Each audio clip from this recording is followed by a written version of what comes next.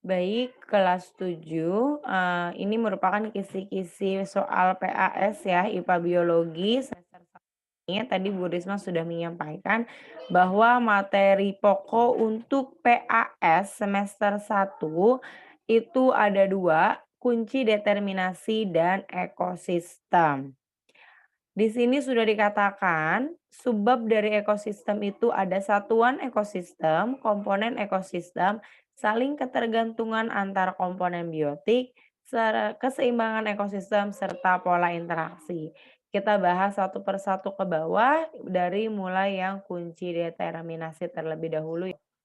Baik, yang pertama yaitu tentang kunci determinasi. Tadi Bu Risma sudah menyebutkan kan, yaitu siswa dapat menentukan kunci determinasi hewan, baik vertebrata ataupun avertebrata dari kunci dikotom yang disediakan. Berarti kunci determinasinya hanya hewan, tidak ada tumbuhan. Tapi hewannya vertebrata dan avertebrata, artinya yang bertulang belakang atau tidak. Yang mana sih Bu, yang dikatakan dengan si kunci determinasi? Nah, ini kunci determinasi mungkin kemarin ketika ulangan harian takutnya lupa-lupa, boleh kalian pelajari lagi di rumah. Di Google Classroom sudah Bu Risma lampirkan kembali latihan soalnya. Contohnya, ini ada kunci dikotom 1 sampai 6. Pertanyaannya, berdasarkan kunci dikotom di atas, kunci determinasi yang benar pada hewan burung. Berarti dimintanya burung. Kita belajar lagi, jangan lupa cara mengurutkannya. Kalau kemarin pas ulangan harian masih lupa. Pilih dari kunci yang pertama, burung. Berdasarkan ciri-ciri yang kita amati, apakah burung bertulang belakang atau tidak bertulang belakang? Oh iya, burung itu terlihat dia memiliki struktur tulang belakang. Berarti 1A. Ketika kita memilih 1A, maka kita diminta untuk melanjut ke nomor 2. Kalau begitu kita lanjut nih ke nomor 2. Nomor 2 itu 2A bergerak dengan sirip, 2B tidak bergerak dengan sirip. Kita kan tahu kalau burung itu tidak bergerak dengan sirip kan? Berarti kita pilihnya 2B. Nah, kalau kita milih 2B, ternyata kita suruh lanjut ke nomor 3. Nomor 3, kulitnya selalu basah. Kulitnya tidak selalu basah. Burung yang kita tahu itu kulitnya nggak selalu basah, kadang dia kering atau biasa bulunya ya. Berarti tiganya 3B. Mungkin kalau misalkan yang di rumahnya punya peliharaan burung bisa dilihat atau setidaknya pernah melihat burung, struktur dari kulitnya gimana. 3B kan kulitnya tidak selalu basah. Nah, ternyata kalau kita milih 3B suruh lanjut ke nomor 4. Nomor 4, 4A tubuhnya ditutupi bulu, 4B ditutupi bulu. Benar ya, kalau burung itu kan ditutupi bulu tubuhnya. Berarti kita milih 5A, baru ke kanan, ketemulah jawabannya Aves. Berarti burung itu termasuk ke dalam kelompok Aves. Gimana kunci determinasinya? Urutin yang ini, 1A, terus setelah 1A apa nih? Ada 2B, berarti nggak mungkin yang A ya, karena 1A 2B. Terus di sini 3B, berarti nggak mungkin yang B juga, karena ini 3A. Habis 3B 4A katanya, berarti jawabannya yang C. Kalau kalian harus ingat kalau burung itu ditutupinya kalau mamalia, kucing, kambing, dan yang lainnya itu rambut bukan bulu ya, jadi jangan tertukar. Nah ini seperti ini nih Bu Risma review lagi gimana cara membaca atau mengerjakan soal tentang kunci determinasi. Semoga nggak bingung ya, nanti di rumah boleh dikerjakan kembali soalnya supaya melatih gimana cara membaca kunci dikotom sehingga mendapatkan kunci determinasi untuk makhluk hidup. Untuk PAS makhluk hidupnya burung, bertulang belakang ataupun yang tidak bertulang belakang. Baik, selanjutnya, kisi-kisinya itu adalah ekosistem. Yang pertama katanya mengurutkan ekosistem. Mengurutkan satuan ekosistem itu yang terkecil apa? Indi individu. Setelah individu nanti dilanjut apa? Populasi, komunitas, ekosistem, bioma, biosfer. Itu satuan ekosistem terkecil sampai yang terbesar. Yang terkecilnya adalah individu, yang terbesarnya biosfer. Kalau suruh ngurutin dari yang terbesar dulu, dari yang terluas, berarti biosfer dulu mundur. Lalu ekosistem, komunitas, populasi, baru individu. Tergantung nanti diminta mengurutkannya dari yang terbesar atau dari yang terkecil gitu. Selanjutnya, definisi satuan-satuan ekosistem. Kalau tadi hanya ngurutin, kalau pas bagian ini kalian harus tahu apa sih yang dimaksud individu, apa yang dimaksud populasi, apa yang dimaksud komunitas. Begitu pula apa yang dimaksud ekosistem, bioma, dan biosfer. Bisa disampaikan dalam bentuk definisi kata-kata atau variasi soalnya bisa juga ada gambar. Seperti di PowerPoint Bu Risma ada gambar jerapah 3, nanti ditanya tuh, mereka itu individu kah, populasi kah, ekosistem atau apa? Atau ada cerita, misalkan sekumpulan di depan rumah, kan itu jenisnya semua satu jenis ayam, tapi lebih dari satu, berarti dia termasuk populasi.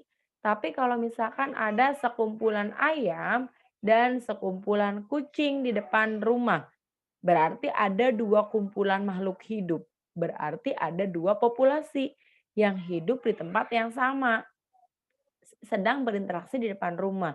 Berarti dia komunitas gitu. Jadi kalian harus paham dulu definisinya supaya nanti bisa mengerjakan tipe-tipe soal kalau ada cerita atau ada gambar tentang satuan ekosistem. Selanjutnya, kisi-kisi yang ketiga dari ekosistem, contoh komponen biotik dan abiotik. Jangan lupa, biotik itu makhluk hidup. Tapi kalau abiotik itu makhluk tak hidup. Makhluk tak hidup itu seperti air, matahari, udara, tanah, api, dan segala macamnya. Kalau komponen biotik pada ekosistem ada manusia, hewan, tumbuhan. Tapi kalau sesuai dengan kedudukannya, berarti ada produsen, konsumen, dan dekomposer. Yang berperan sebagai produsen adalah tumbuhan hijau. Nanti yang berperan sebagai konsumen ada herbivora, karnivora, ataupun omnivora. Yang berperan sebagai dekomposer atau pengurai atau scavengers itu ada apa? Jamur atau bakteri. Lalu next yang keempat, contoh ekosistem alami dan buatan. Ingat ya, namanya juga alami. Kalau alami itu berarti sudah ada tanpa dibentuk oleh manusia. Seperti gunung, gurun, laut, sungai. Karena sungai itu aliran asli dari pegunungan gitu ya. Tapi kalau buatan itu biasanya dibentuk oleh manusia. Bendungan, akuarium, aquascape, kolam ikan, kolam biasa gitu ya, itu semuanya dibuat oleh manusia, taman gitu, itu ekosistem buatan. Jadi jangan sampai tertukar. Bu Risma lanjut nih, ada rantai makanan, jaring-jaring makanan, dan jaring-jaring kehidupan. Ini nyambung sama yang ke bawahnya, produsen, konsumen, dekomposer. Maksudnya nanti itu kalian bisa mengidentifikasi nih di rantai makanan atau di jaring-jaring makanan atau di jaring-jaring kehidupan. Kalian bisa menentukan mana makhluk hidup yang berperan sebagai produsen, mana yang berperan sebagai konsumen. Jadi misalkan ada gambar rantai makanan, terus nanti ditanyain, mana yang berperan sebagai produsen. Misalkan di sini nanti ada apa namanya, produsen, terus di sini ada konsumen satu, terus setelah konsumen satu ada konsumen 2. Nah, nanti setelah konsumen 2 di sini ada dekomposer gitu ya. Nah, terus sedangkan di atasnya itu misalkan, ada rantai makanannya berupa padi, terus di sininya belalang, terus tikus, terus misalkan di sini ada bakteri. Nah, ini kan urutannya seperti ini. Padi itu dia berperan sebagai apa, padi berperan sebagai produsen, belalang berperan sebagai konsumen satu, tikus sebagai konsumen 2, bakteri sebagai konsumen 3. bisa tahu nih kayak gini atau ada jaring-jaring makanan, nanti suruh nentuin juga, manakah makhluk hidup yang berperan sebagai konsumen 2 gitu, nanti kalian lihat gitu ya. Satu makhluk hidup itu dia bisa memiliki 2 peran kalau di jaring-jaring makanan. Kadang dia konsumen 2, kadang dia konsumen 3 sesuai dengan arah rantai makanannya. Nah lalu, ini yang ke berapa nih? Satu, 2, 3, 4, 5, 6 itu ada piramida makanan dan tingkat tropik. Jangan lupa bentuk piramida makanan yang betul yang seperti ini ya. Oke, di mana apa, produsen itu dia selalu lebih banyak dibandingkan konsumen satu. Konsumen satu harus lebih banyak daripada konsumen 2. Nanti di atasnya konsumen 2 juga harus lebih banyak daripada konsumen 3 gitu kan, dan seterusnya supaya ekosistem itu tetap stabil. Jangan lupa ada yang namanya tingkat tropik atau kedudukan suatu makhluk hidup dalam ekosistem. Tingkat tropik yang pertama selalu dimulai dari produsen. Produsen itu tingkat tropik ke-1, ini kedua, ketiga, keempat. Terus kalau ada rantai makanan yang tadi nih, berarti ini tingkat tropik 1, konsumen 1 tingkat tropik 2, konsumen 2 tingkat tropik 3, dekomposer tingkat tropik 4. Ini adalah tingkatan tropik ya. Tingkatan tropiknya mereka ada yang berperan sebagai ke 1, 2, 3, 4. Ingat, yang menduduki tingkat tropik pertama selalu produsen. Oke. Selanjutnya ada keseimbangan ekosistem. Keseimbangan ekosistem itu yang seperti apa? Kalau yang waktu itu ada rantai makanan, ada jaring-jaring makanan, terus salah satunya punah atau salah satunya meningkat, apa yang akan terjadi? Ingat, satu makhluk hidup saja mengalami kepunahan atau peningkatan, maka rantai makanan atau jaring-jaring makanan itu akan menjadi tidak seimbang. Akan ada makhluk hidup yang ikutan naik, akan ada makhluk hidup yang ikutan juga turun atau bahkan punah. Dalam menyelesaikan keseimbangan ekosistem, kalau seperti ini nih, lalu misalkan contohnya adalah belalang mengalami kepunahan.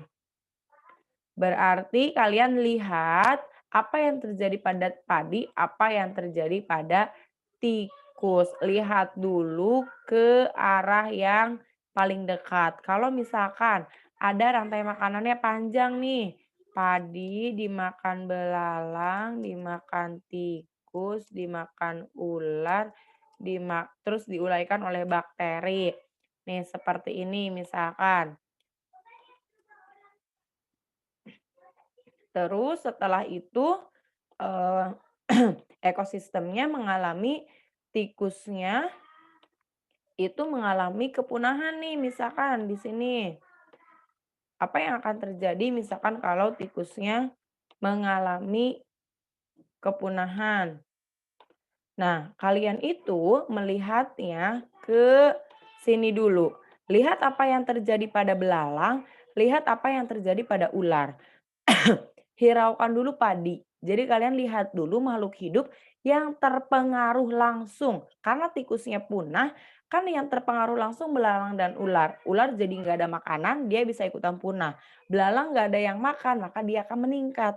Baru kalian boleh mencari jawaban, oh kalau nggak ada belalang dan ular baru lihat padi. Jadi lihat dulu makhluk hidup yang terpengaruh. Oke, dan yang terakhir itu ada macam-macam pola interaksi. Sudah kita bahas ya, pola interaksi antar komponen biotik pada makhluk hidup itu ada ada apa?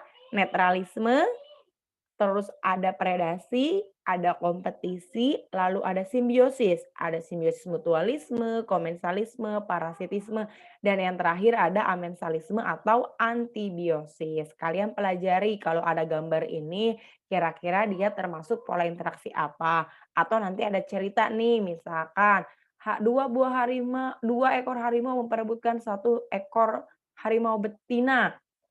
Dua harimau jantan memperebutkan satu harimau betina. Itu pola interaksi apa? Gitu ya. Jadi dipelajari, apa namanya, contoh-contoh soalnya, supaya nanti soalnya dibolak-balik gimana pun kalian paham. Nah, itulah kisi-kisi PAS IPA Biologi semester 1 dari Bu Risma, pelajari kembali di rumah, ingat kunci determinasi dan ekosistem. Kalian pasti bisa, semangat PAS-nya ya, ingat juga jangan jadikan PJJ sebagai halangan. Terima kasih.